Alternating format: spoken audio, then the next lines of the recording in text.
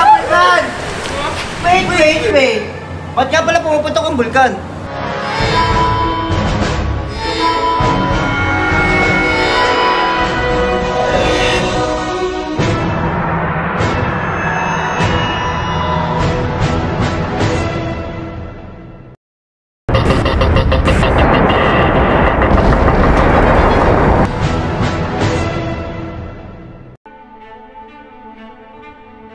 Ang bulkan ay isang anyong lupa na may butas sa ibabaw, kung saan lumalabas ang magma, abo, at gas mula sa ilalim ng lupa.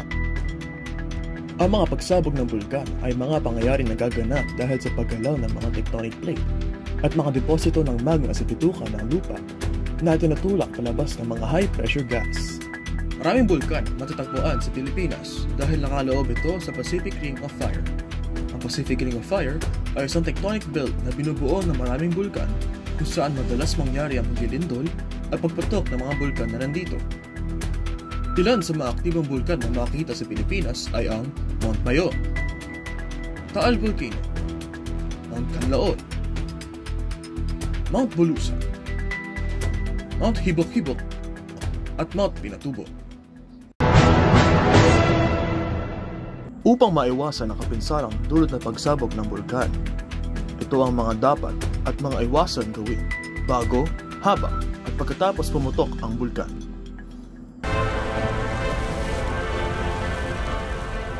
Maging alerto, makinig sa mga ulat mula sa kinauukulan.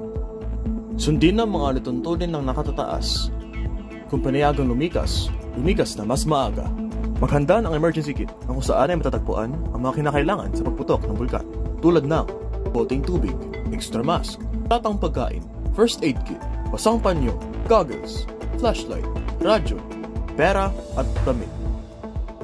Isaradong mabuti ang bahay. Panatilihing nakasara ang bintana at pinto.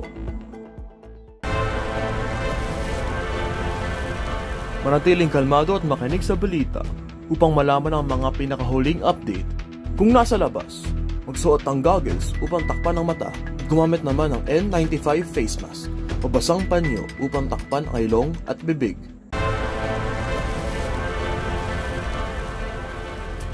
Suriin ang iyong sarili, tiyakin agad na ikaw ay ligtas at walang malubhang pinsala. Maging alerto din sa mga posibleng epekto ng aftershocks.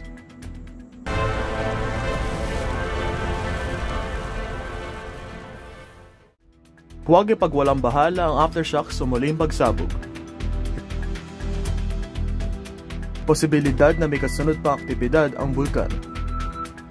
Huwag gumamit ng sirang kuryente o linya ng tubig. Suri muna ito sa eksperto bago gamitin.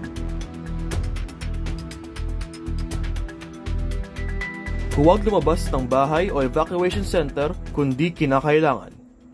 Maiiwasan ang paglanghap ng abo at iba pang mga panganib. Ito ay iilan sa mga emergency contact number na maaaring tawagan kung kinakailangan.